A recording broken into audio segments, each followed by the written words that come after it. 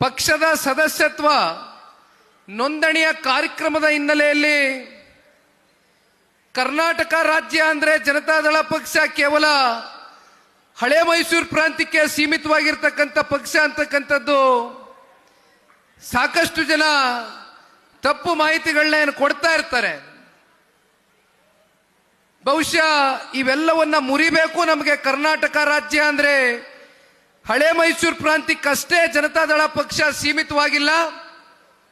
ಕಲ್ಯಾಣ ಕರ್ನಾಟಕ ಇರಲಿ, ಕಿತ್ತೂರು ಕರ್ನಾಟಕ ಇರಲಿ, ಮಧ್ಯ ಕರ್ನಾಟಕ ಇರಲಿ, ಉತ್ತರ ಕನ್ನಡ ಇರಲಿ, ಜೊತೆಯಲ್ಲಿ ಬೆಂಗಳೂರು ನಗರ ಸೇರಿದಂತೆ ಇವತ್ತು 70ನೇ ವಿಧಾನಸಭಾ ಕ್ಷೇತ್ರ ಮೇಲ್ಕೋಟೆ ಕ್ಷೇತ್ರಕ್ಕೆ ಬಂದು ತಲುಪಿದ್ದೇನೆ.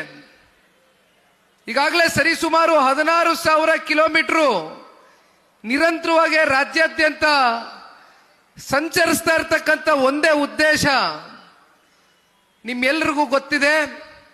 ಜನತಾದಳ ಪಕ್ಷ ಸನ್ಮಾನ್ಯ ದೇವೇಗೌಡರು ಸಾಹೇಬರ ಹೋರಾಟದ ಹಿನ್ನೆಲೆಯಲ್ಲಿ ಸ್ಥಾಪಿತವಾಗಿರ್ತಕ್ಕಂಥ ಪಕ್ಷ. 99ರಲ್ಲಿ ಜನತಾದಳ ಪಕ್ಷ ಈ ರಾಜ್ಯದಲ್ಲಿ ಒಂದು ಪ್ರಾದೇಶಿಕ ಪಕ್ಷವಾಗಿ ಪುಟಿದೇಳಿತು. ಅಲ್ಲಿಂದ ಇಲ್ಲಿಯವರೆಗೂ ನಿರಂತರವಾಗಿ ಇತ್ತೀಚಿನ ದಿನಗಳಲ್ಲಿ 25 ವರ್ಷ ಅಂದ್ರೆ ನಾವೆಲ್ಲರೂ ಕೂಡ ಇದನ್ನ ಬೆಳ್ಳಿ ಮಹೋತ್ಸವ ಅಂತಕ್ಕಂಥದನ್ನ ಆಚರಣೆ ಮಾಡ್ತಕ್ಕಂಥ ಈ ಸುಸಂದರ್ಭ ಇವತ್ತು ಕಾಣ್ತಾ ಇದ್ದೇವೆ ಅಂತಕ್ಕಂಥದ್ದಾದ್ರೆ ಅದಕ್ಕೆ ಪಕ್ಷದಲ್ಲಿ ಯಾವುದೇ ಒಂದು ಸ್ವಾರ್ಥಗಳಿಲ್ಲದರ ನಿಸ್ವಾರ್ಥ ಸೇವೆಯ ಮೂಲಕ ಲಕ್ಷಾಂತರ ಜನ ಇವತ್ತು ಜನತಾದಳ ಪಕ್ಷದಲ್ಲಿ ಗುರುತಿಸಿಕೊಂಡು ಕಾರ್ಯಕರ್ತ ಬಂಧುಗಳು ಪಕ್ಷವನ್ನ ಕಟ್ಟತಕ್ಕಂಥದ್ದಕ್ಕೆ ಸನ್ಮಾನ್ಯ ದೇವೇಗೌಡರು ಸಾಹೇಬರ ಹೋರಾಟಕ್ಕೆ ಹೆಗಲಿಗೆ ಹೆಗಲು ಕೊಟ್ಕೊಂಡು ನಮಗೆ ವೈಯಕ್ತಿಕವಾಗಿ ಯಾವುದೇ ಆಸೆ ಆಕಾಂಕ್ಷೆಗಳಿಲ್ಲ.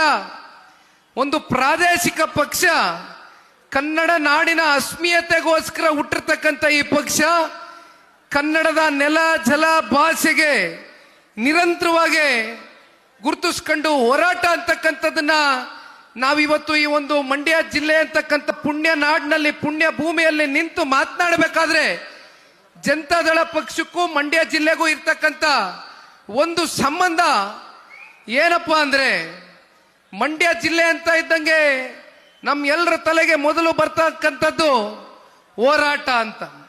ಅಂದ್ರೆ ಚಳುವಳಿಗಳು ಅಂತಕ್ಕಂಥದ್ದು ಮಂಡ್ಯ ಜಿಲ್ಲೆಯಲ್ಲಿ ನಿರಂತರವಾಗಿ ನಮ್ಮ ಕಾವೇರಿಯ ಮಾತೆಯನ್ನ ಉಳಿಸಿಕೊಳ್ಳುವ ನಿಟ್ಟಿನಲ್ಲಿ ಅನೇಕ ಹೋರಾಟಗಳು ನಡ್ಕೊಂಬಂದಿರ್ತಕ್ಕಂಥದ್ದು ಬಹುಶಃ ಈ ಪುಣ್ಯ ಜಿಲ್ಲೆಯ ಒಂದು ಅಸ್ಮರಣೀಯ ಇತಿಹಾಸ ಅಂತಕ್ಕಂಥದ್ದನ್ನ ಈ ಸಂದರ್ಭದಲ್ಲಿ ನಾನಾದ್ರೂ ಕೂಡ ನೆನೆಸ್ಕೊಳ್ಳಿಕ್ಕೆ ಬಯಸ್ತೇನೆ.